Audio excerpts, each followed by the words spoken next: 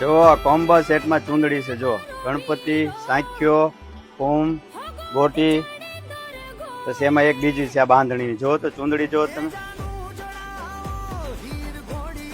પછી એમાં રસોડાનું તોરણ છે.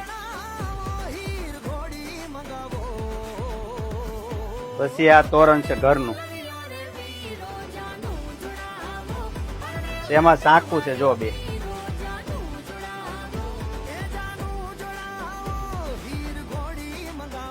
એમાં મંદિરનું તોરણ છે. આખો કોમ્બો સેટ છે. સામૈયું, આ ટબોડી, આ કંકાવટી,